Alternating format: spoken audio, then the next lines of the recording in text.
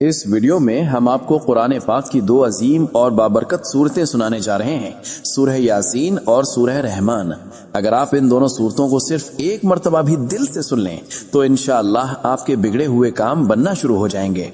दोस्तों, सूरह यासीन को कुरान का दिल कहा जाता है और सूरह रहमान दिलों को सुकून देने वाली सूरत है। ये ऐसी बाबरकत सूरतें हैं कि जिस नेक मकसद के लिए भी न सुना जाए, अल्लाह के हुक्म से वो मकसद पूरा हो जाता है। जिस घर में इन सूरतों की तिलावत होती है वहां बेशुमार बरकतें नाजिल होती हैं और अल्लाह ताला इस घर के लोगों को परेशानियों और मुसीबतों से महफूज रखता है।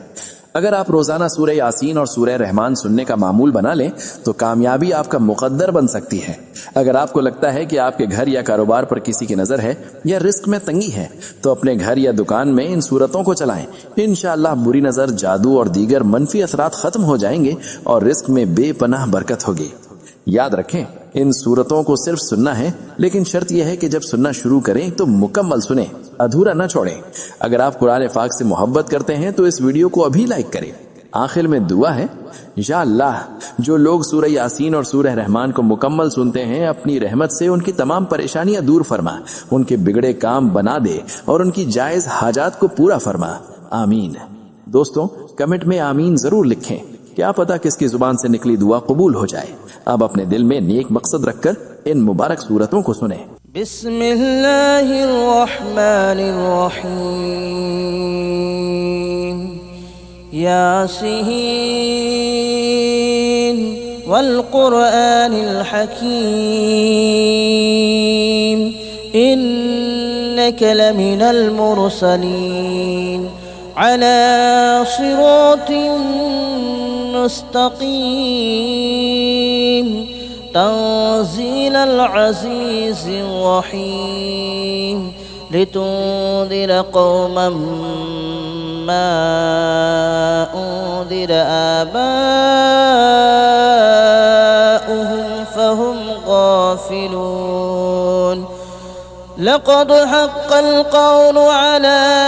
अक्सरिहिम फ़हुम ला युमिनून। इन्ना जअलना फ़ी अअनाक़िहिम अग़लालन फ़हिय इलल अज़क़ानि फ़हुम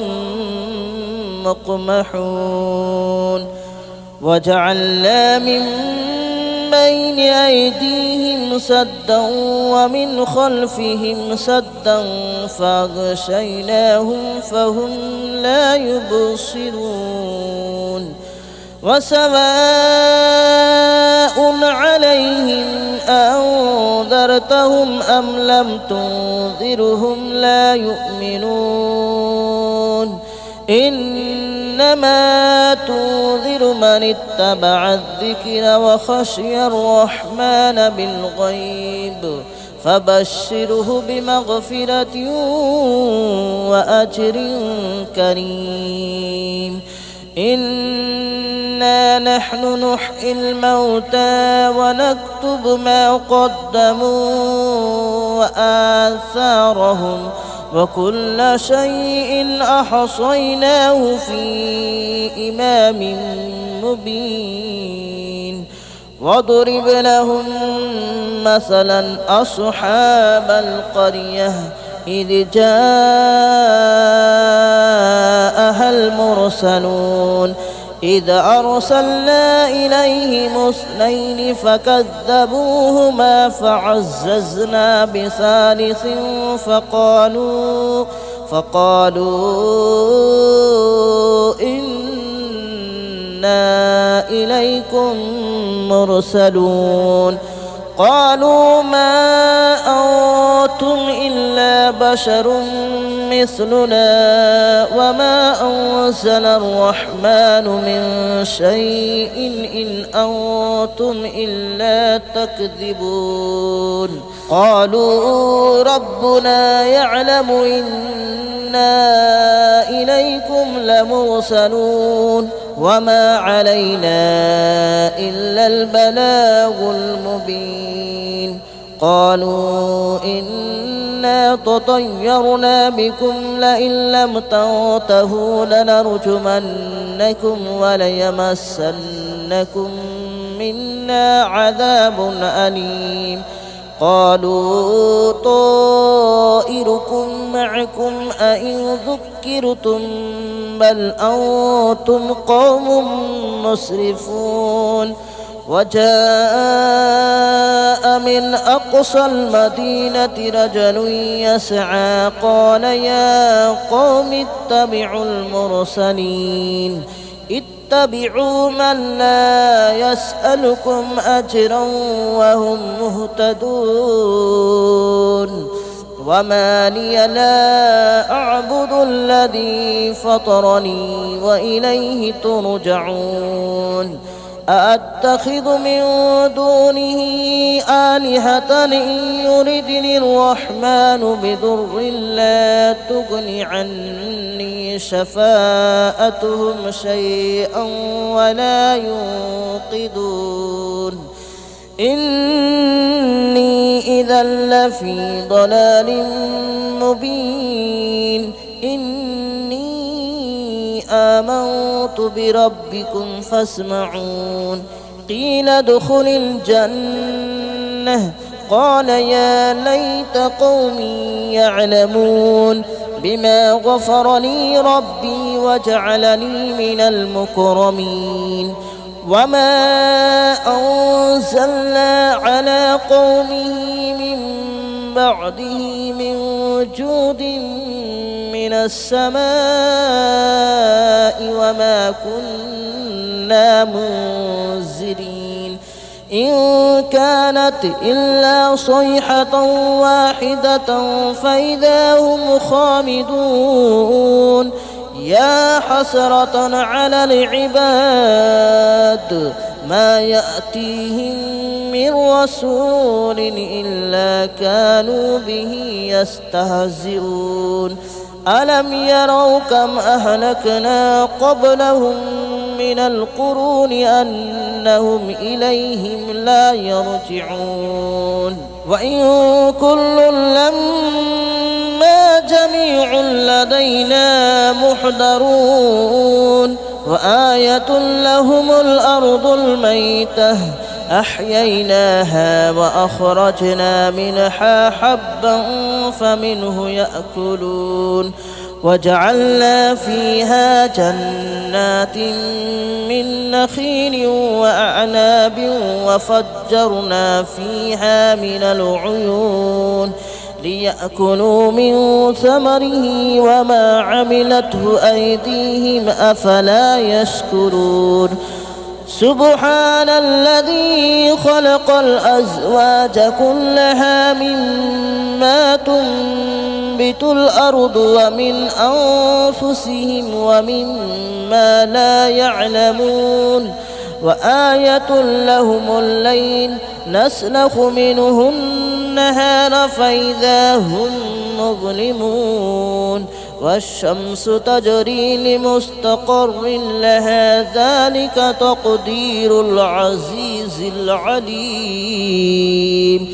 والقمر قدرناه منازل حتى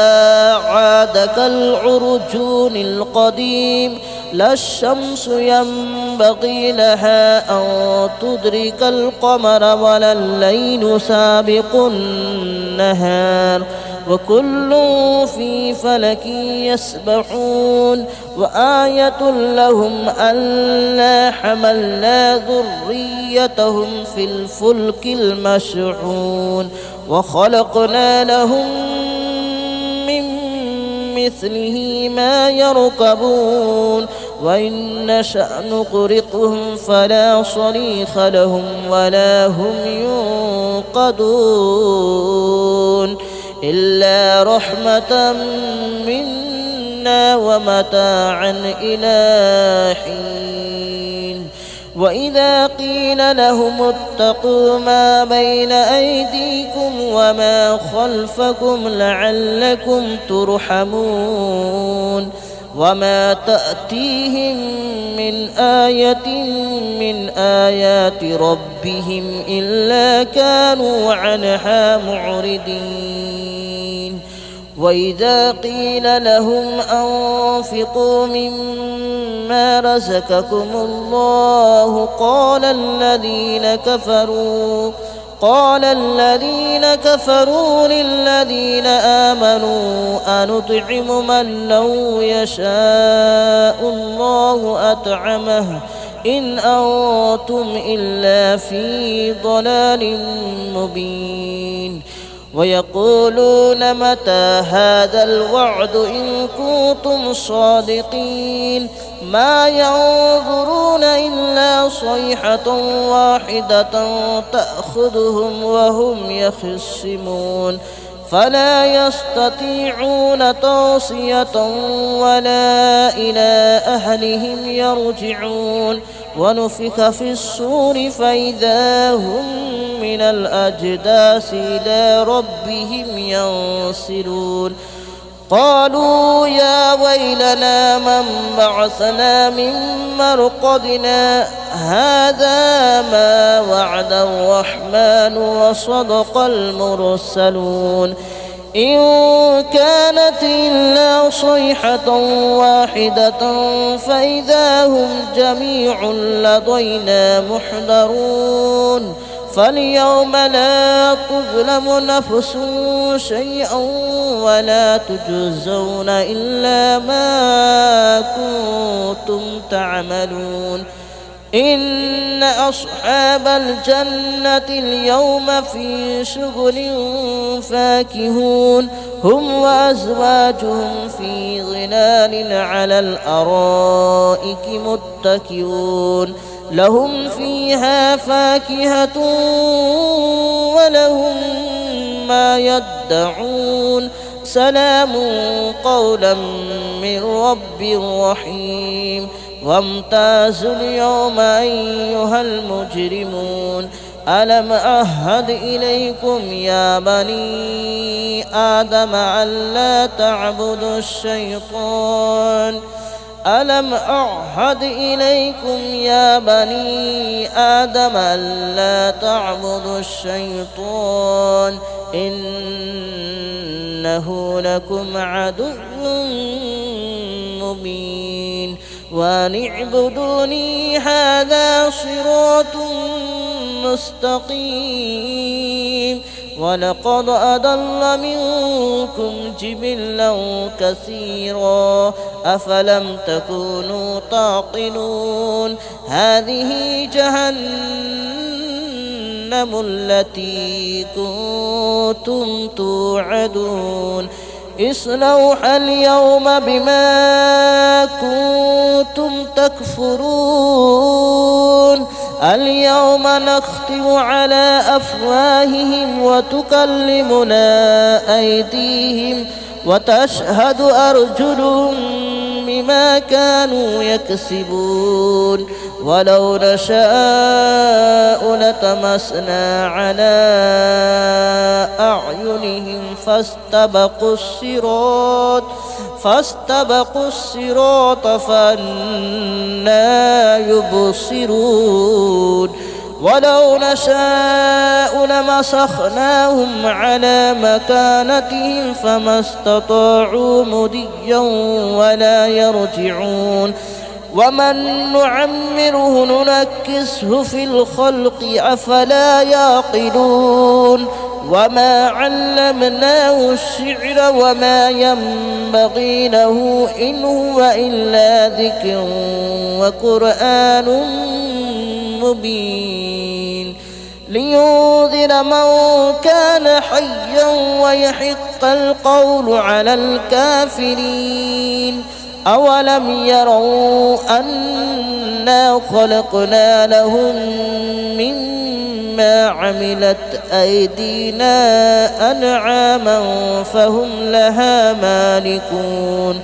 وذللناها لهم فمنها ركوبهم ومنها يأكلون ولهم فيها منافع ومشارب أفلا يشكرون واتخذوا من دون الله آلهة لعلهم ينصرون لا يستطيعون نصرهم وهم لهم جند محضرون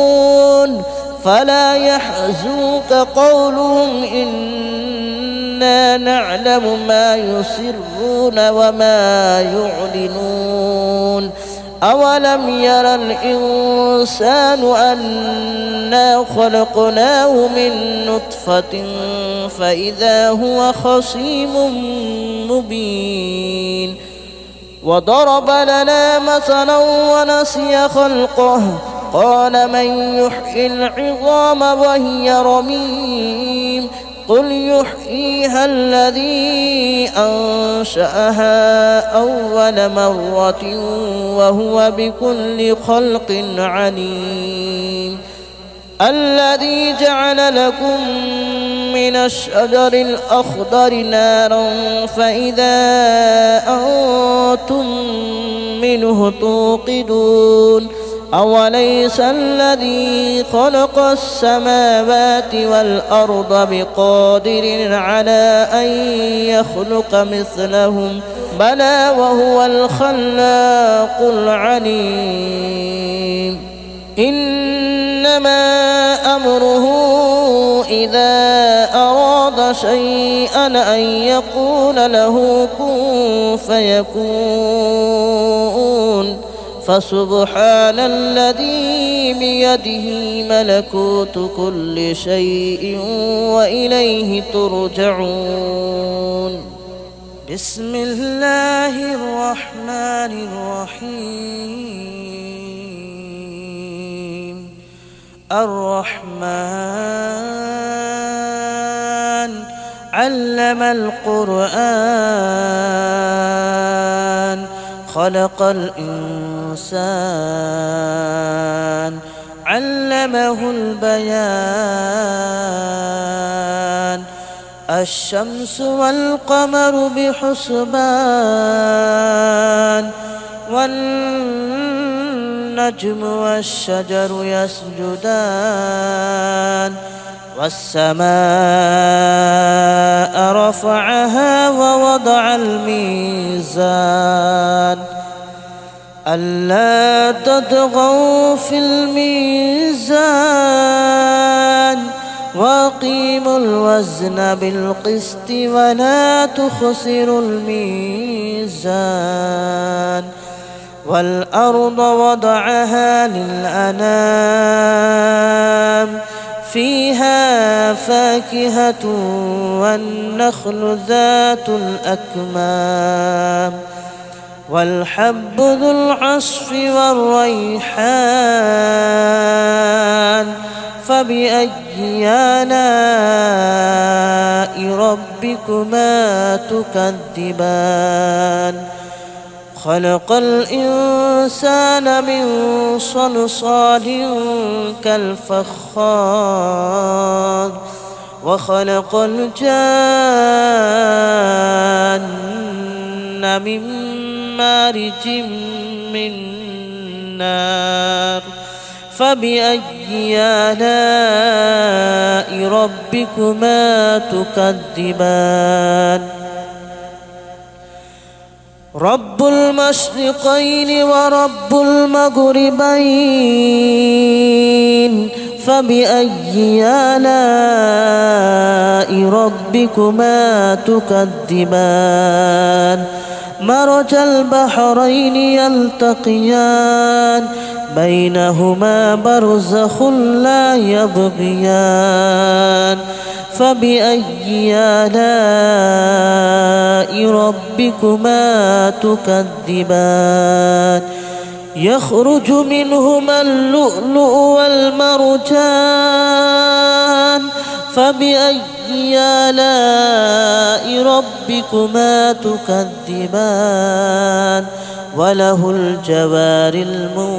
المنشآت في البحر كالأعلام فبأي آلاء ربكما تكذبان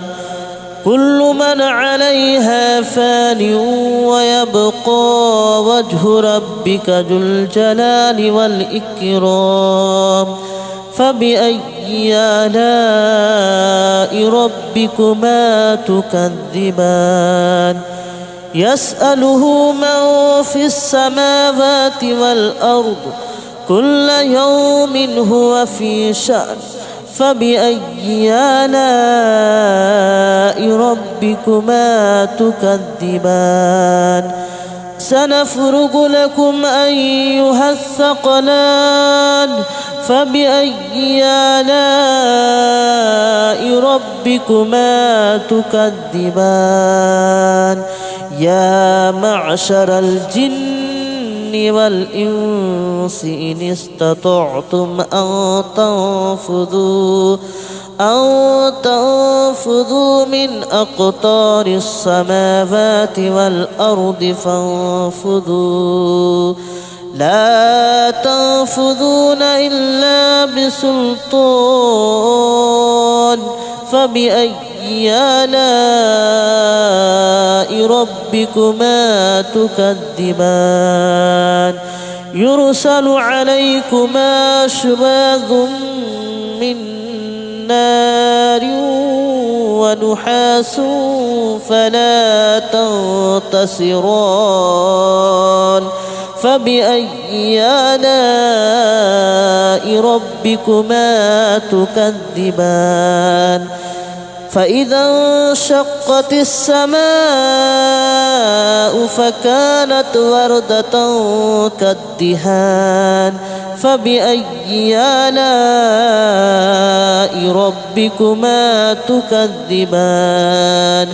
فيومئذ لا يسأل عن ذنبه إنس ولا جان فبأي آلاء ربكما تكذبان يعرف المجرمون بسيماهم فيؤخذ بالنواصي والأقدام فبأي آلاء ربكما تكذبان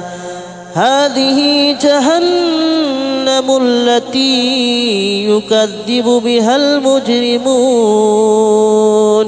يطوفون بينها وبين حميم آن فبأي آلاء ربكما تكذبان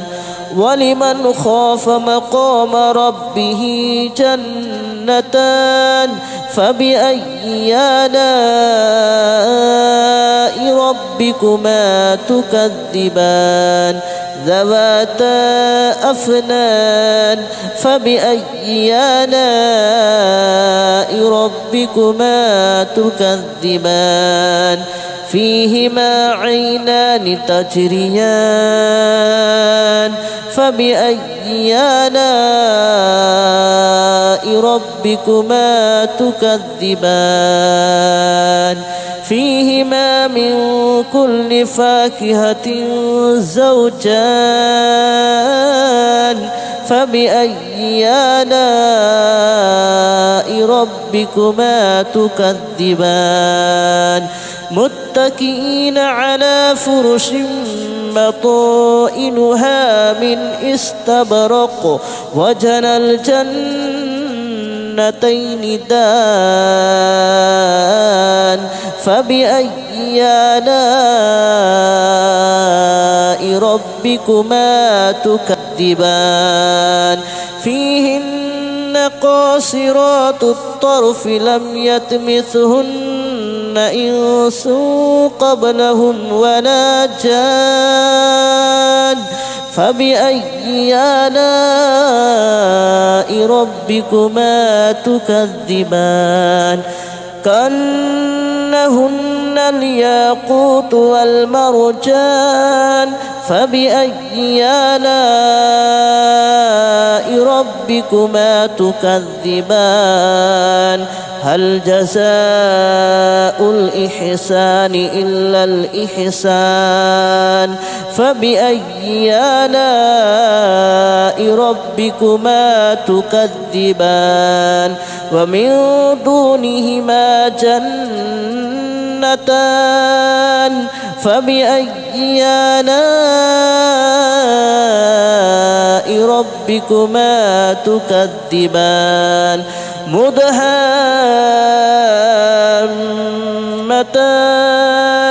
فبأي آلاء ربكما تكذبان فيهما عينان نضاختان فبأي آلاء ربكما تكذبان فيهما فاكهة ونخل ورمان فبأي آلاء ربكما تكذبان فيهن خيرات حسان فبأي آلاء ربكما تكذبان حور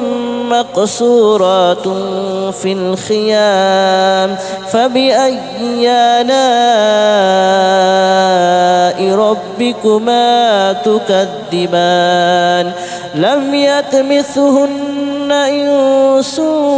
قبلهم ولا جان فبأي آلاء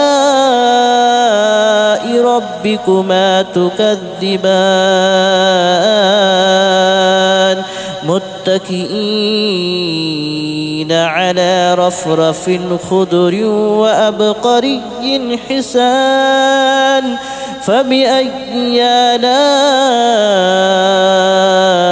ربكما تكذبان تبارك اسم ربك ذي الجلال والإكرام بسم الله الرحمن الرحيم إذا وقعت الواقعة ليس لوقعتها كاذبة خافضة رافعة إذا رجت الأرض رجا وبست الجبال بسا فكانت هباء منبثا وكنتم أزواجا ثلاثة فأصحاب الميمنة ما أصحاب الميمنة وأصحاب المشأمة ما أصحاب المشأمة والسابقون السابقون أولئك المقربون في جنات النعيم ثلة من الأولين وقليل من الآخرين على سرر موضونة متكئين عليها متقابلين يطوف عليهم ولدان مخلدون بأكواب وأباريق وكأس من معين لا يصدعون عنها ولا ينزفون وفاكهة مما يتخيرون ولحم طير مما يشتهون وحور عين كأمثال اللؤلؤ المكنون جزاء بما كانوا يعملون لا يسمعون فيها لغوا ولا تأثيما إلا قليلا سلاما سلاما وأصحاب اليمين ما أصحاب اليمين في سدر مخضود وطلح منضود وظل ممدود وماء مسكوب وفاكهة كثيرة لا مقطوعة ولا ممنوعة وفرش مرفوعة إنا أنشأناهن إن شاء فجعلناهن أبكارا عربا أترابا لأصحاب اليمين ثلة من الأولين وثلة من الآخرين وأصحاب الشمال ما أصحاب الشمال في سموم وحميم وظل من يحموم لا بارد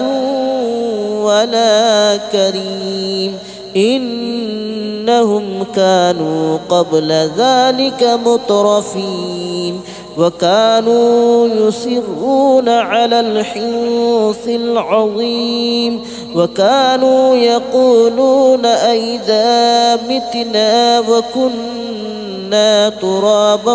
وعظاما أئنا لمبعوثون أو آباؤنا الأولون قل إن الأولين والآخرين لمجموعون إلى ميقات يوم معلوم ثم إنكم أيها الضالون المكذبون لآكلون من شجر من زقوم فمالئون منها البطون فشاربون عليه من الحميم فشاربون شرب الحميم هذا نزلهم يوم الدين نحن خلقناكم فلولا تصدقون أفرأيتم ما تمنون أأنتم تخلقونه أم نحن الخالقون نحن قدرنا بينكم الموت وما نحن بمسبوقين على أن نبدل أمثالكم وننشئكم فيما لا تعلمون ولقد علمتم النشأة الأولى فلولا تذكرون أفرأيتم ما تحرثون أأنتم تزرعونه أم نحن الزارعون لو نشاء لجعلناه هطاما فظلتم تفكهون إنا لمغرمون بل نحن محرومون أفرأيتم الماء الذي تشربون أأنتم أنزلتموه من المزن أم نحن المنزلون لو نشاء جعلناه أجاجا فلولا تشكرون أفرأيتم النار التي تورون أأنتم أنشأتم شجرتها أم نحن المنشئون نحن جعلناها تذكرة ومتاعا للمتقين نحن جعلناها تذكرة ومتاعا للمقوين فسبح باسم ربك العظيم فلا أقسم بمواقع النجوم وإنه لقسم لو تعلمون عظيم إنه لقرآن كريم في كتاب مكنون لا يمسه إلا المطهرون تنزيل من رب العالمين أفبهذا الحديث أنتم مدهنون وتجعلون رزقكم أنكم تكذبون فلولا إذا بلغت الحلقوم وأنتم حينئذ تنظرون ونحن أقرب إليه منكم ولكن لا تبصرون فلولا إن كنتم غير مدينين ترجعونها إن كنتم صادقين فأما إن كان من المقربين فروح وريحان وجنة نعيم وأما إن كان من أصحاب اليمين فسلام لك من أصحاب اليمين وأما إن كان من المكذبين الضالين فنزل من حميم وتصلية جحيم إن هذا لهو حق اليقين فسبح باسم ربك العظيم بسم الله الرحمن الرحيم ياسين والقرآن الحكيم إنك لمن المرسلين على صراط مستقيم تنزيل العزيز الرحيم لتنذر قوما ما أنذر آباؤهم فهم غافلون لقد حق القول على أكثرهم فهم لا يؤمنون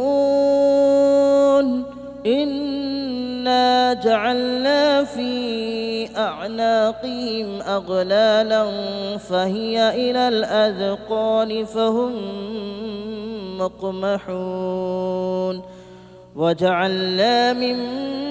بين أيديهم سدا ومن خلفهم سدا فأغشيناهم فهم لا يبصرون وسواء عليهم أنذرتهم أم لم تنذرهم لا يؤمنون إنما تنذر من اتبع الذكر وخشي الرحمن بالغيب فبشره بمغفرة وأجر كريم إنا نحن نحيي الموتى ونكتب ما قدموا وآثارهم وكل شيء أحصيناه في إمام مبين واضرب لهم مثلا أصحاب القرية إذ جاءها المرسلون إذ أرسلنا إليهم اثنين فكذبوهما فعززنا بثالث فقالوا إنا إليكم مرسلون قالوا ما أنتم إلا بشر مثلنا وما أنزل الرحمن من شيء إن أنتم إلا تكذبون قالوا ربنا يعلم إنا إليكم لمرسلون وما علينا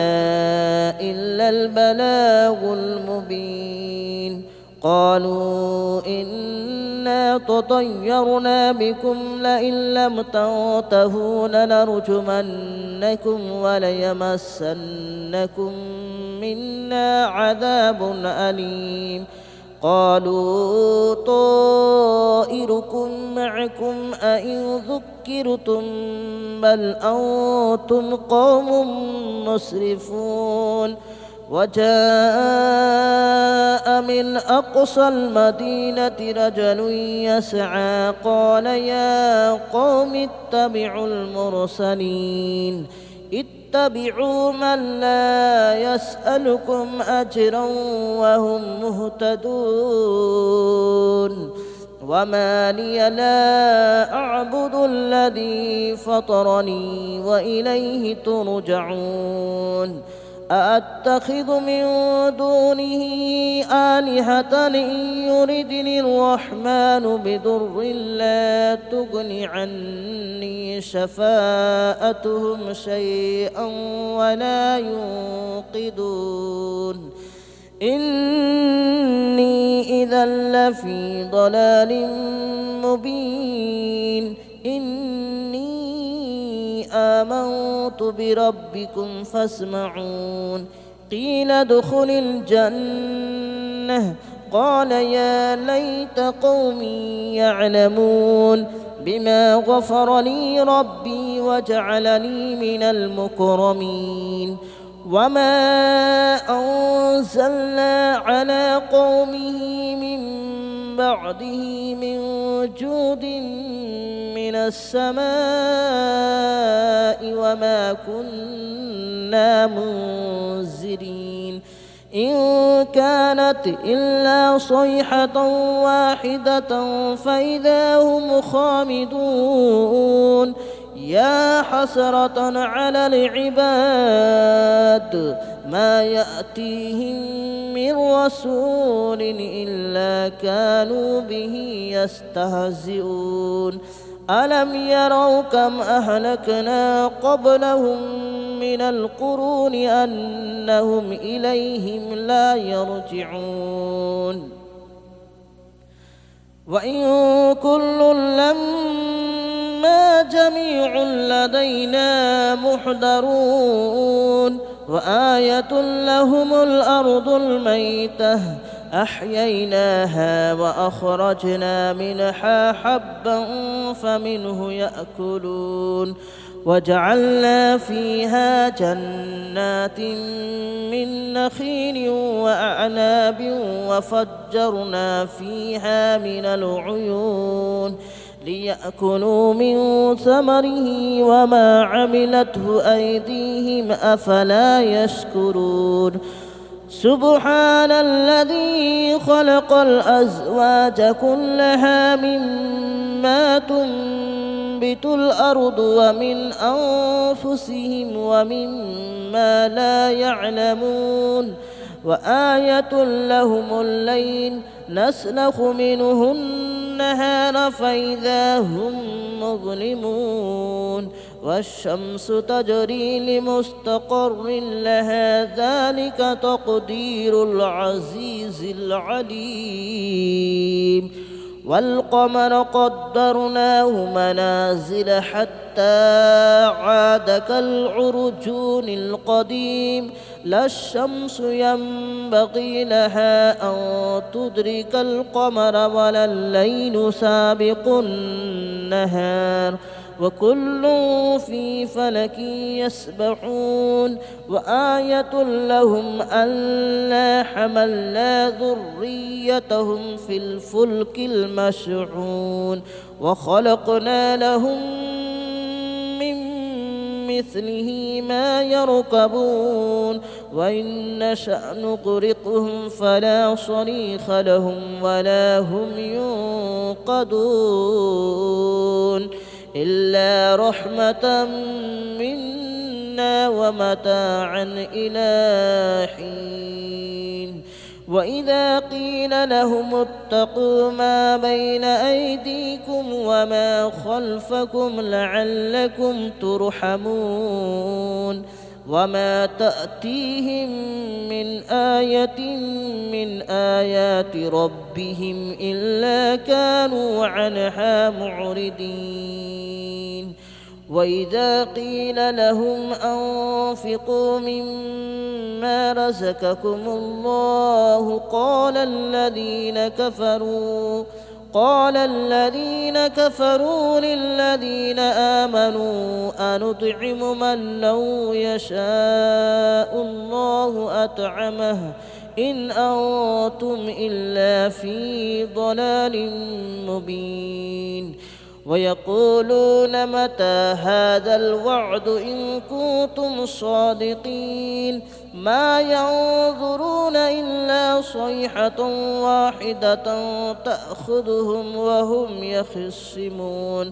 فلا يستطيعون توصية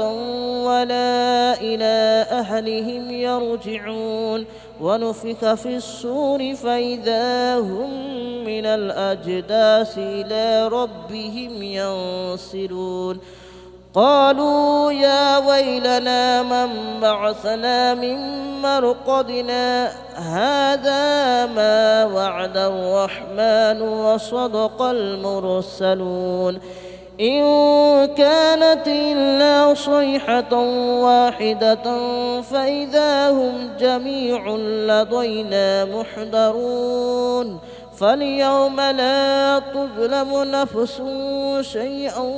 ولا تجزون إلا ما كنتم تعملون إن أصحاب الجنة اليوم في شغل فاكهون هم وأزواجهم في ظلال على الأرائك متكئون لهم فيها فاكهة ولهم ما يدعون سلام قولا من رب رحيم وامتازوا اليوم أيها المجرمون ألم أعهد إليكم يا بني آدم ألا تعبدوا الشيطان ألم أعهد إليكم يا بني آدم ألا تعبدوا الشيطان إنه لكم عدو مبين وأن اعبدوني هذا صراط مستقيم ولقد أضل منكم جبلا كثيرا أفلم تكونوا تعقلون هذه جهنم التي كنتم توعدون اصلوها اليوم بما كنتم تكفرون اليوم نختم على أفواههم وتكلمنا أيديهم وتشهد أرجلهم بما كانوا يكسبون ولو نشاء لتمسنا على أعينهم فاستبقوا الصراط فأنى يبصرون ولو نشاء لمسخناهم على مكانتهم فما استطاعوا مضيا ولا يرجعون ومن نعمره ننكسه في الخلق أفلا يعقلون وما علمناه الشعر وما ينبغي له إن هو إلا ذكر وقرآن مبين لينذر من كان حيا ويحق القول على الكافرين أولم يروا أنا خلقنا لهم مما عملت أيدينا أنعاما فهم لها مالكون وذللناها لهم فمنها ركوبهم ومنها يأكلون ولهم فيها منافع ومشارب أفلا يشكرون واتخذوا من دون الله آلهة لعلهم ينصرون لا يستطيعون نصرهم وهم لهم جند محضرون فلا يحزنك قولهم إنا نعلم ما يسرون وما يعلنون أولم ير الإنسان أنا خلقناه من نطفة فإذا هو خصيم مبين وضرب لنا مثلا ونسي خلقه قال من يحيي العظام وهي رميم قل يحييها الذي أنشأها أول مرة وهو بكل خلق عليم الذي جعل لكم من الشجر الأخضر نارا فإذا أنتم منه توقدون أوليس الذي خلق السماوات والأرض بقادر على أن يخلق مثلهم بلى وهو الخلاق العليم إنما أمره إذا أراد شيئا أن يقول له كن فيكون فسبحان الذي بيده ملكوت كل شيء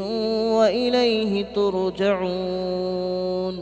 بسم الله الرحمن الرحيم الحمد لله رب العالمين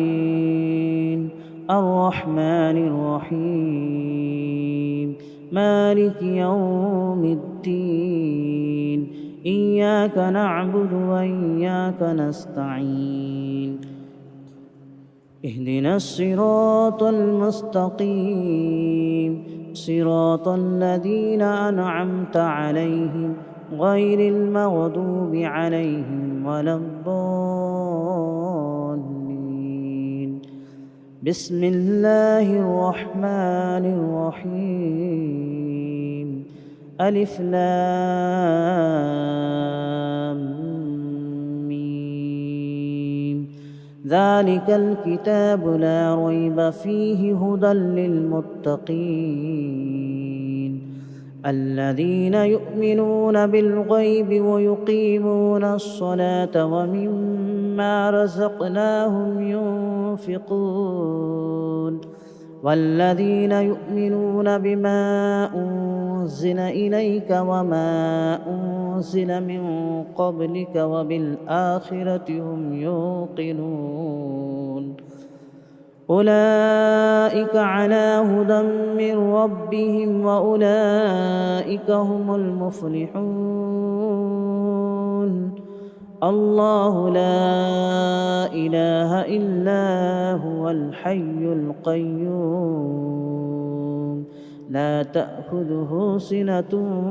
ولا نوم له ما في السماوات وما في الأرض من ذا الذي يشفع عنده إلا بإذنه يعلم ما بين أيديهم وما خلفهم ولا يحيطون بشيء من علمه إلا بما شاء وسع كرسيه السماوات والأرض ولا يؤوده حفظهما وهو العلي العظيم لله ما في السماوات وما في الأرض وإن تبدوا ما في أنفسكم أو تخفوه يحاسبكم به الله فيغفر لمن يشاء ويعذب من يشاء والله على كل شيء قدير. آمن الرسول بما أنزل إليه من ربه والمؤمنون كل آمن بالله وملائكته وكتبه ورسله لا نفرق بين أحد من رسله وقالوا سمعنا وأطعنا غفرانك ربنا وإليك المصير. لا يكلف الله نفسا إلا وسعها